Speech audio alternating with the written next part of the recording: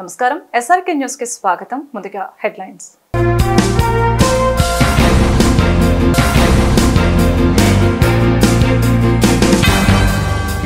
ప్రజా సమస్యల పరిష్కారమే లక్ష్యంగా ప్రజా దర్బార్. లోకేష్ కి వెల్లువెత్తుతున్న ఫిర్యాదులు.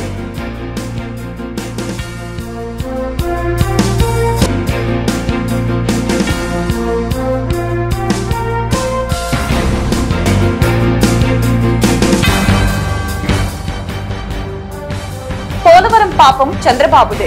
మాజీ మంత్రి అంబటి రాంబాబు విమర్శలు.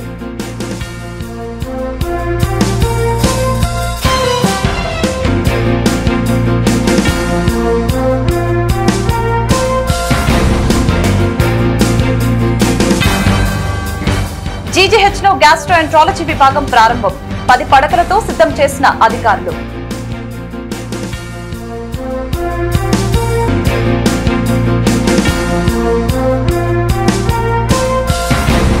ప్రజా సమస్యల పరిష్కారమే లక్ష్యంగా తెలుగుదేశం పార్టీ జాతీయ కార్యదర్శి ఐటీ మంత్రి నారా లోకేష్ ప్రజా దర్బార్ కార్యక్రమాన్ని నిర్వహిస్తున్నారు. మంగళవారం ఉండవల్లిలోని క్యాంపు కార్యాలయంలో లోకేష్ ప్రజా దర్బార్ కార్యక్రమాన్ని నిర్వహించి ప్రజల సమస్యలను అడిగి తెలుసుకున్నారు. ప్రజల నుండి అందిన ఫిర్యాదుల్ని సత్వరమే పరిష్కరించాలని ఈ సందర్భంగా అధికారులకి లోకేష్ ఆదేశాలు జారీ చేశారు. పోలవరం ప్రాజెక్టు విషయంలో తమ ప్రభుత్వం ఏ తప్పు చేయలేదని, కేవలం తెలుగుదేశం పార్టీ అధినేత నారా చంద్రబాబు నాయుడే పోలవరం ద్రోహి అని మాజీ మంత్రి అంబటి రాంబాబు ఆరోపించారు. వైసీపీ కేంద్ర కార్యాలయంలో మంగళవారం మీడియాతో అంబటి రాంబాబు మాట్లాడారు. పోలవరం ప్రాజెక్టును సందర్శించి తమ నాయకుడిని చంద్రబాబు విమర్శించడం సమంజసం కాదని అన్నారు. 2018లోపే పోలవరాన్ని పూర్తి చేస్తామని చెప్పి ఇప్పుడు జగన్మోహన్ రెడ్డిని విమర్శించడం సిగ్గుచేటని చెప్పారు.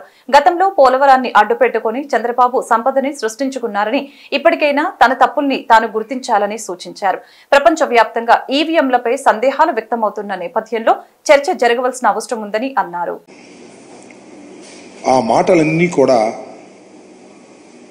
అవాస్తవాలు, పచ్చి అబద్ధాలు. వాటికి మాజీ ఇరిగేషన్ మంత్రిగా, బాధ్యత కలిగిన వ్యక్తిగా మా వర్షాన్ని ప్రజలకు వినిపించవలసినటువంటి బాధ్యత మాకుంది. చరిత్రలో అవాస్తవాలు వాస్తవాలు కావు, వాస్తవాలు అవాస్తవాలు కావు. చరిత్ర ప్రదాన్ని గమనిస్తూనే ఉంటుంది. ఇక్కడ దుర్మార్గంగా పోలవరానికి సంబంధించినటువంటి అంశాలను చాలా దుర్మార్గంగా ఎస్టాబ్లిష్ చేయడానికి చంద్రబాబు నాయుడు గారు, ఆయనకి సంబంధించినటువంటి కొన్ని పత్రికలు ప్రయత్నం చేస్తున్నాయి. వాస్తవాలను ప్రజలకు వివరించవలసినటువంటి బాధ్యత మాకుంది. ఒక పత్రికలో రాశారు, పేరు ఎందుకులేండి, పోలవరానికి జగన్ ద్రోహం క్షమించరాని నేరం. పోలవరానికి జగన్మోహన్ రెడ్డి గారు ద్రోహం చేశాడని, అది క్షమించడానికి వీల్లేనటువంటి నేరం అనేటువంటి మాట ఆ పత్రిక మెయిన్ హెడ్డింగ్లో పెట్టారు. అలాగే కొన్ని చంద్రబాబు నాయుడు గారు చెప్పినటువంటి విషయాల మీద జగన్ కాంప్లికేటెడ్ పోలవరాన్ని జగన్మోహన్ రెడ్డి గారు ముఖ్యమంత్రి అయిన తర్వాత దాన్ని చాలా కాంప్లికేటెడ్ చేశాడు, సర్వనాశనం చేసేశాడు అనేటువంటి మాట. మళ్ళా Polavaram works to be over in 4 years అంటే పోలవరాన్ని పూర్తి చేయాలంటే కనీసం ఇంకా 4 సంవత్సరాలు పడుతుంది అనేటువంటి మాట చంద్రబాబు నాయుడు గారే మాట్లాడారు. మరొక ఇంగ్లీష్ పత్రికలో, చాలా ఫేమస్ పత్రికలో ఆయన మాట్లాడుతూ it will take 4 years to complete Polavaram 4 సంవత్సరాలకు కానీ పూర్తి కాదు అనేటువంటి మాట. ఇక్కడ ప్రజలు, మేధావులు, నీటిపారుదల మీద అవగాహన ఉన్నవారు, దీన్ని స్టడీ చేయాలనుకునేవారు, వారందరికీ నేను కొన్ని విషయాలు ఈ సందర్భంగా చెప్పాలనేటువంటి ఆలోచనతో ఉన్నా. అదేమిటంటే, ఇదే చంద్రబాబు నాయుడు గారి ప్రభుత్వం అధికారంలో ఉన్నప్పుడు 2019కి ముందు, మేము అధికారంలోకి వచ్చే ముందు ఏం చెప్పారు? శాసనసభలో చెప్పారు, బహిరంగంగా చెప్పారు. 2019కి అంటే 2018కే పోలవరం ప్రాజెక్టుని పూర్తి చేసి ఎన్నికలు వెళతాం అని శపథం చేశారు. ఆ తర్వాత మా ప్రభుత్వం వచ్చింది. మా ప్రభుత్వం కూడా 2022కు పూర్తి చేసి ఎన్నికలకు వెళ్తామనేటువంటి మాట్లాడిన మాట వాస్తవం. ఆ తరువాత మేము రివ్యూ చేసుకొని వాస్తవాలన్నిటినీ కూడా క్రోడీకరించుకొని ఇది ఇప్పుడు సాధ్యపడేటువంటి అంశం కాదు, ఎప్పుడు పూర్తి చేస్తామో చెప్పలేనటువంటి పరిస్థితిలో పోలవరం ప్రాజెక్టు ఉన్నది అని తొలిసారిగా చెప్పినటువంటి వ్యక్తిని ఆ రోజు నేను ఇరిగేషన్ మంత్రిగా. ఎందుకు చెప్పాను? ఇవాళ మీరు ఏం చేస్తున్నారు? నేను ఒకటి మనవి చేస్తున్నా, దయచేసి ప్రజలు అర్థం చేసుకొని, ఇవాళ మేము ఓటమి పాలై ఉన్నాం. చంద్రబాబు నాయుడు గారు గెలిచున్నారు కూటమిలో, ఆయన ద్విగుణీకృతమైన ఉత్సాహంలో ఉన్నాడు. అంత మాత్రాన ఆయన అబద్ధాలు చెప్తే నిజాలు ఎలా అవుతాయని అడుగుతాం. జగన్మోహన్ రెడ్డి గారే ఈ విధ్వంసానికి కారణం అనేటువంటి మాట పదే పదే చెప్పేటటువంటి ప్రయత్నం చేస్తున్నారు. నేను వైసీపీ వ్యక్తిగానో, జగన్మోహన్ రెడ్డి గారి అనుంగు శిష్యుడిగానో, రాజశేఖర రెడ్డి గారి శిష్యుడిగానో, లేదా బురద జల్లే కార్యక్రమంతోనో నేను చెప్పడం లేదు. హృదయపూర్వకంగా మనస్ఫూర్తిగా చెప్తున్నా, చంద్రబాబు నాయుడు గారు 2019కి పూర్వం చేసినటువంటి ప్రధానమైన తప్పిదం వలనే ఈ సంక్షోభం ఏర్పడిందని నేను మనవి చేస్తున్నాను. 4 సంవత్సరాలు అంటున్నాడు, 4 సంవత్సరాలు కూడా పూర్తవుద్దని నాకు నమ్మకం లేదు. 4 సంవత్సరాలని ఆయన మొన్నే అనేసేస్తున్నాడు. నిన్న 4 సంవత్సరాలు పడుతుంది అని అధికారులు చెప్పారు అని. మీకు గుర్తుందా లేదా? నారా చంద్రబాబు నాయుడు గారితో సైతం కూటమిలో సభ్యులందరూ కూడా ఎప్పుడు మీరు పూర్తి చేస్తారు అంటే చెప్పలేనటువంటి మంత్రిని ఒక మంత్రి అన్నారు. నేను మనవి చేస్తున్నాను, ఇవాళ ఈ ప్రాజెక్ట్ ఇంత ఆలస్యం కావడానికి చంద్రబాబు నాయుడు గారు అధికారంలోకి వచ్చి జగన్మోహన్ రెడ్డి అంటున్నాడు, మేము అధికారంలోకి వచ్చి చంద్రబాబే అంటున్నాం. పరస్పర ఆరోపణలు చేసుకుంటున్నాం, పరస్పరం ఒకరి మీద ఒకరు బురద జల్లుకుంటున్నాం అనుకోండి కాసేపు. అయితే వాస్తవాలు గమనించలేరు ప్రజలు? వాస్తవాలు చెప్పుకోలేమా ప్రజలకి? వారికి మీడియా శక్తి ఉంది, వారి ఇష్టం వచ్చినట్టు రాసేస్తున్నారు. కానీ ప్రజలకి విఘ్నత ఉంటుంది, మేధావులకు విఘ్నత ఉంటుంది, ఇరిగేషన్ మీద అవగాహన ఉన్న వాళ్ళకి ఉంటుంది. ఎక్కడ తప్పు జరిగింది? ఇది ప్రధానమైనటువంటి కీలకమైన కోర్ ఇష్యూ. ఎక్కడ తప్పు జరిగింది? జగన్మోహన్ రెడ్డి గారి టైంలో తప్పు జరిగిందా? నారా చంద్రబాబు నాయుడు గారి టైంలో తప్పు జరిగిందా? నేను మనవి చేస్తున్న జగన్మోహన్ రెడ్డి గారి హయాములో ఏ విధమైన తప్పిదము జరగకపోగా వేగవంతంగా ప్రాజెక్టును పూర్తి చేయడానికి ప్రయత్నం చేశామని మనస్ఫూర్తిగా చెప్పదలుచుకున్నాను. గుంటూరు ప్రభుత్వ సమగ్ర వైద్యశాలలో 10 పడకలతో సర్జికల్ గ్యాస్ట్రోఎంట్రాలజీ విభాగం అందుబాటులోకి వచ్చింది. ప్రభుత్వ ఆసుపత్రి సూపరింటెండెంట్ డాక్టర్ కిరణ్ కుమార్ మంగళవారం నూతనంగా ఏర్పాటు చేసిన గ్యాస్ట్రోఎంట్రాలజీ విభాగాన్ని ప్రారంభించారు. ఈ సందర్భంగా కిరణ్ కుమార్ మాట్లాడారు.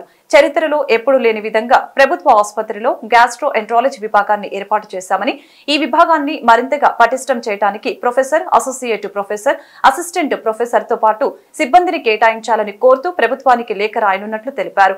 Deputy superintendent doctor Srinivasa Prasad, nursing superintendent Asha, Sajjani, Sridhar, Rattaiah, Satyam తదితరులు ఈ కార్యక్రమంలో పాల్గొన్నారు.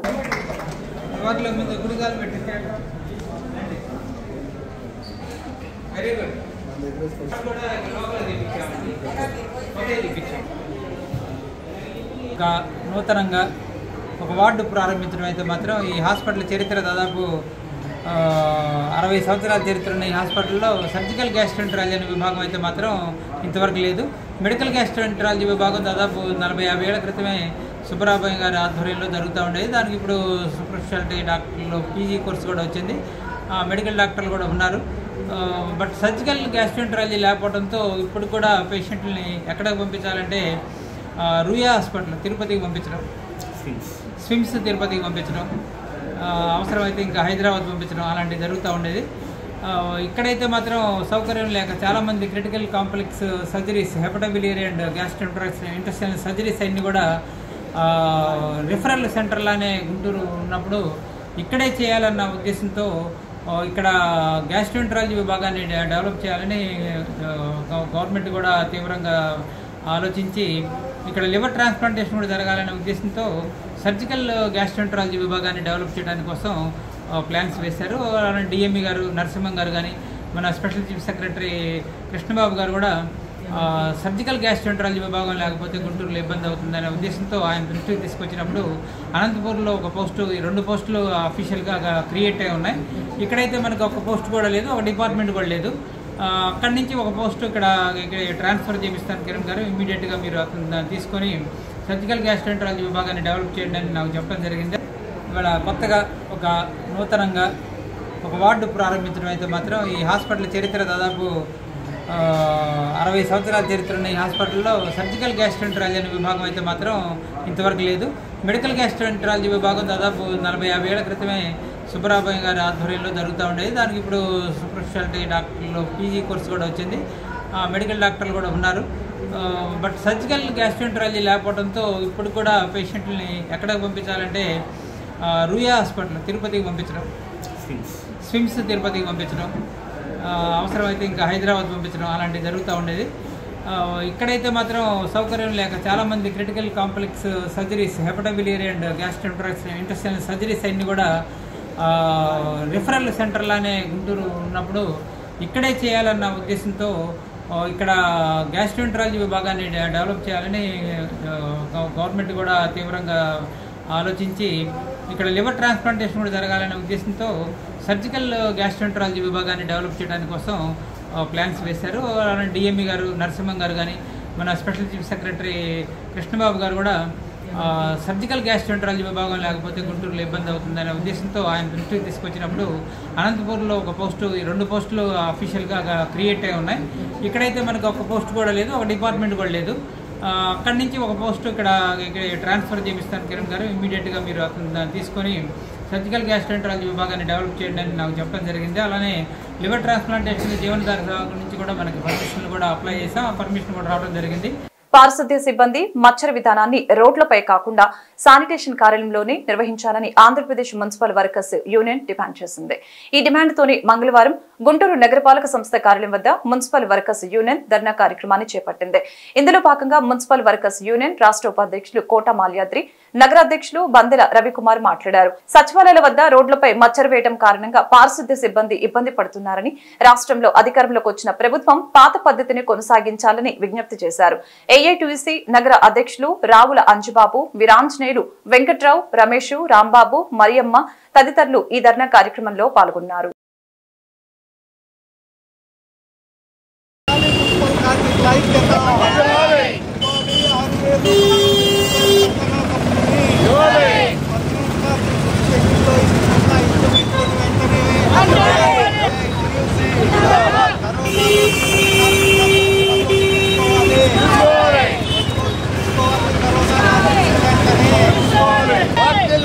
మున్సిపల్ వర్కర్స్ యూనియన్, మున్సిపల్ కార్మికుల ఐక్యత, మున్సిపల్ కార్మికుల ఐక్యత, మున్సిపల్ కార్మికుల ఐక్యత.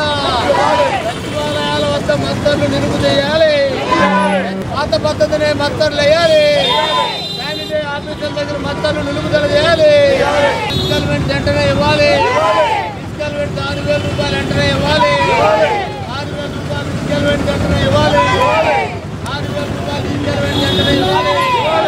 సచివాలయాల వద్ద మత్తర్లు నిలుపుదల చేయాలి, రోడ్డు మీద మత్తర్లు నిలుపుదల చేయాలి. మున్సిపల్ కార్మికుల్ని పాత ప్రభుత్వం చిన్నచూపు చూసింది. ఇప్పటికైనా మరి కొత్తగా ఏర్పడిన ప్రభుత్వం వాస్తవంగా మరి ఇంకా కూడా పూర్తి స్థాయిలో ప్రమాణ స్వీకారాలు జరగలేదు. కానీ వారి దృష్టికి మా సమస్యలను తీసుకెళ్లే దాంట్లో భాగంగా ఈ నిరసన కార్యక్రమాన్ని నిర్వహిస్తూ ఉన్నాం. ముఖ్యంగా ఏదైతే సచివాలయాల వద్ద మత్తర్లు వేస్తూ ఉన్నారు, కానీ గతంలో వేసినటువంటి పాత పద్ధతిని మత్తర్లు శానిటరీ డివిజన్ల దగ్గర మత్తర్లు వేయాలని కోరుతా ఉన్నాం. మరి గతంలో ఏదైతే మెడికల్ రిస్కాల్మెంట్ సంబంధించి 6,000 మరి రిస్కాల్మెంట్ బ్యాలెన్స్ ఉందో 6,000, పండగ కానుక 1,000 రూపాయలు వెంటనే ఇవ్వాలని, అట్లాగే మరి బదిలీ కార్మికులను రెగ్యులర్గా కొనసాగించాలని, కోవిడ్ కారణంగా 2 సంవత్సరాలు పనిచేసినాక వాళ్ళందరూ కూడా విధుల్లోకి ఆపడం జరిగింది, వాళ్ళందరినీ కూడా విధుల్లోకి తీసుకోవాలని కోరుతా ఉన్నాం. అట్లాగే పర్మనెంట్ కార్మికులకు సంబంధించి మరి సరెండర్ లీవ్ కానివ్వండి, అట్లాగే మరి పెండింగ్ ఉన్నటువంటి ఏరియర్స్ అన్నీ కూడా ఇవ్వాలని, బట్టలు, సబ్బులు, చెప్పులు అన్నీ కూడా ఇప్పటికి ఇవ్వడానికి గత ప్రభుత్వం మొండికేసి కొనసాగిస్తూ ఉంది. ఇప్పటికైనా నూతనంగా ఏర్పడిన ప్రభుత్వం వెంటనే కార్మిక సమస్యల్ని పరిష్కరించాలని మరియు సమస్యలన్నీ కూడా పరిష్కరించి కార్మికుల్ని ఆర్థికంగా ఆదుకోవాలని ఏఐటీసీగా డిమాండ్ చేస్తూ ఉన్నాం. గత ప్రభుత్వం పూర్తిగా విప్లవం చేసా ఉంది. కార్మికుల్ని రోడ్డు మీదకు తీసుకొచ్చి రోడ్ల మీద అటెండెన్స్ చేస్తా వాళ్ళకంటూ ఒక ఆఫీస్ లేకుండా మరి వాళ్ళకి అటెండెన్స్ పూర్తిగా పడుతుందా పడట్లేదా మరి ఆబ్సెంట్ వేస్తున్నారా లేదా అని చెప్పేసి అనేది కూడా పరిగణలోకి తీసుకోకుండా కార్మికుల్ని రోడ్ల మీద నుంచి రోడ్ల మీదకి పంపిస్తూ ఉన్నారు. దీన్ని ఏపీ మున్సిపల్ వర్కర్స్ యూనియన్గా ఏఐటీసీగా పూర్తిగా వ్యతిరేకిస్తూ ఉన్నాము. గతంలో మరి కార్మికులు వాళ్ళకి ఒక అటెండెన్స్ ఆఫీస్ ఉండేది, శానిటరీ ఇన్స్పెక్టర్ కార్యాలయం ఉండేది. ఆ కార్యాలయంలోనే వాళ్ళకి అటెండెన్స్ మరి పనులు చేస్తూ ఉండేవాళ్ళు. దాన్ని పూర్తిగా గత ప్రభుత్వము విరుద్ధంగా కార్మికులకి రోడ్ల మీద తీసుకొచ్చే పరిస్థితి కనపడింది. కాబట్టి దాన్ని మరి సరిచేసి ఇప్పుడైనా శానిటరీ డివిజన్లో కార్మికులకి మచ్చర్లు వేయాలని చెప్పేసి అనేది డిమాండ్ చేస్తూ ఉన్నాం. అదేవిధంగా మరి పర్మనెంట్ కార్మికులకి గత 2 సంవత్సరాల నుంచి పిఆర్సీ ఎయిర్ సరెండర్ లీవ్ డబ్బులు ఏరియర్స్ని ఇవ్వకుండా కాలయాపన చేస్తూ ఉన్నారు. బిల్లులు పాస్ అయినప్పటికీ కూడా ఆ బిల్లుల్ని ఇంతవరకు మరి నగదు రూపంగా ఇవ్వని పరిస్థితి కనబడతా ఉంది. అదేవిధంగా మరి గత ప్రభుత్వంలో కార్మికులకి 6,000 రూపాయలు ఇవ్వాల్సిన పరిస్థితి ఉంది. 6,000 రూపాయలు కూడా ఇవ్వకుండా మరి కాలయాపన చేస్తూ ఉన్నారు.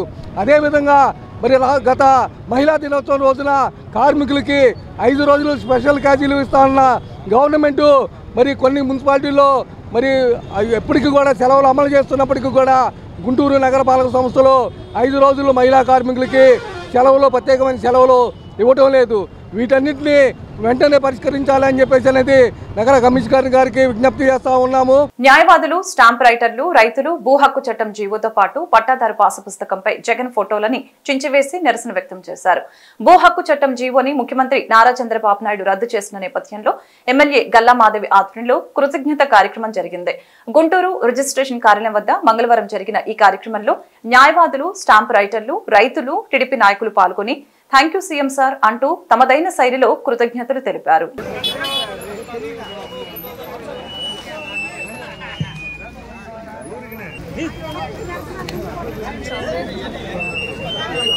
చంద్రబాబు గారి నాయకత్వం, జోహార్ అన్న ఎన్టీఆర్, జోహార్ అన్న ఎన్టీఆర్.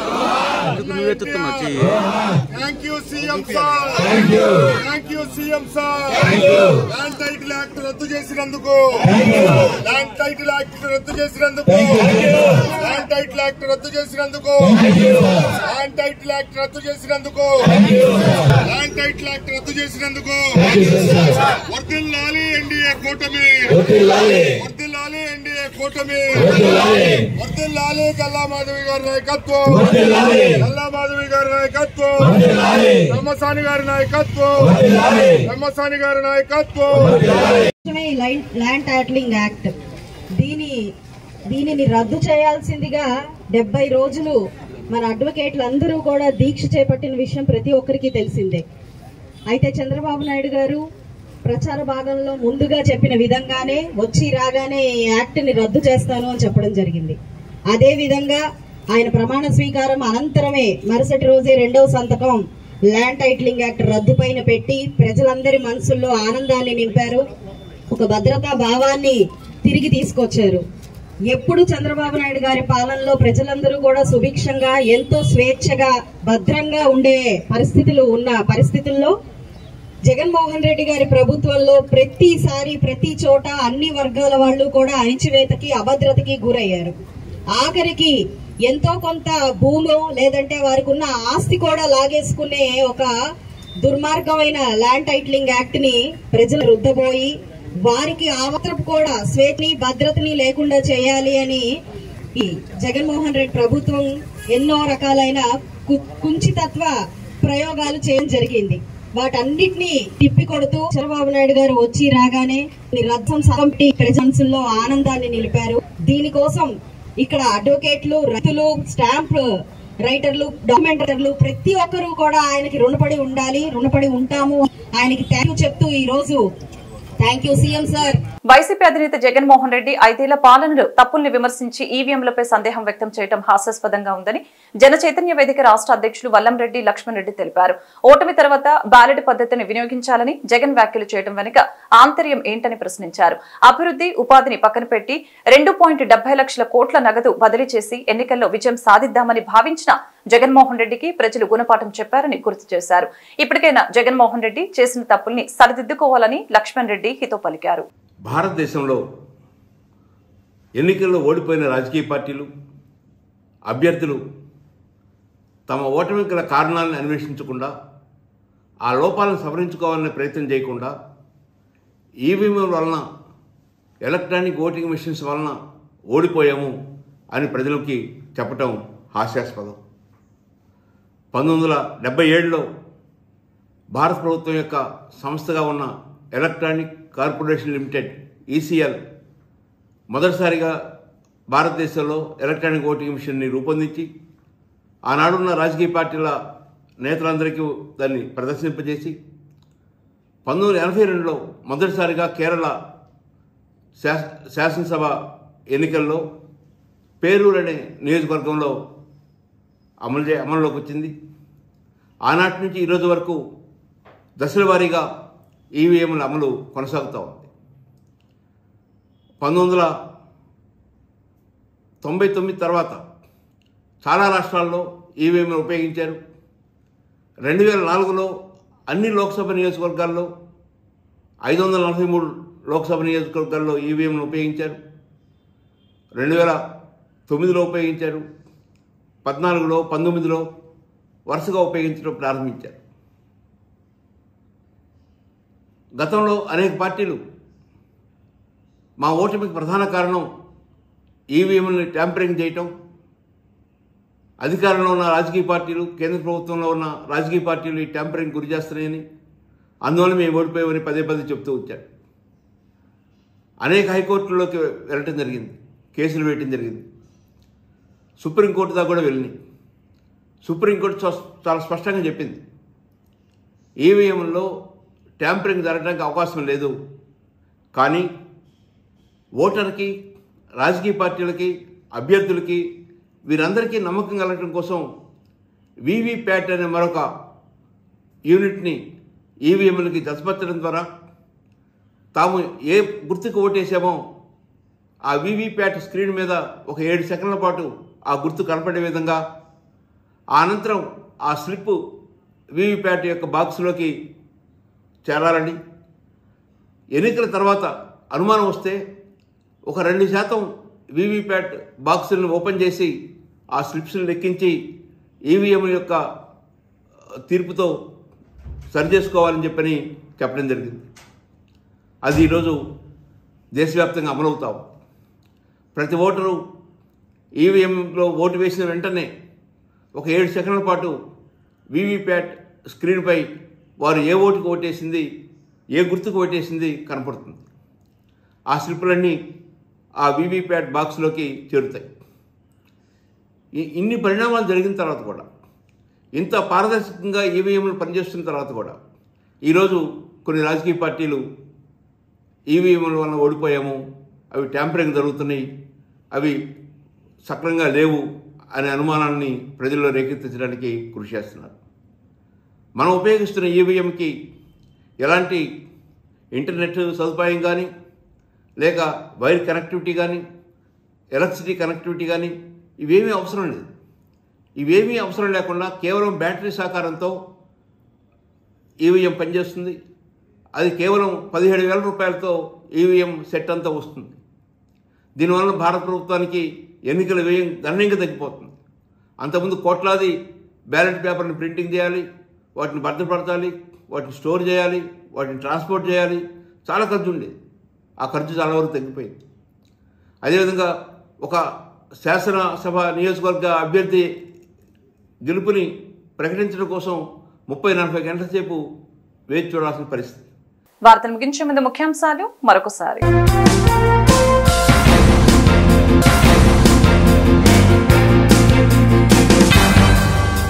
ప్రజా సమస్యల పరిష్కారమే లక్ష్యంగా ప్రజా దర్బార్, లోకేష్ కి వెల్లువెత్తుతున్న ఫిర్యాదులు.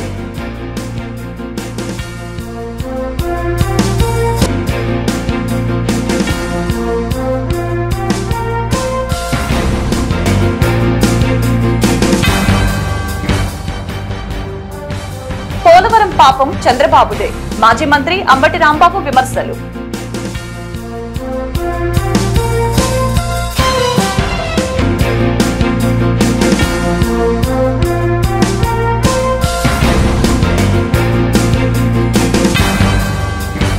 జీజీహెచ్లో గ్యాస్ట్రోఎంట్రాలజీ విభాగం ప్రారంభం. 10 పడకలతో సిద్ధం చేసిన అధికారులు.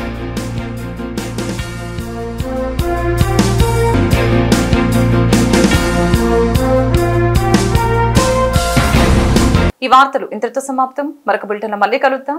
నమస్కారం.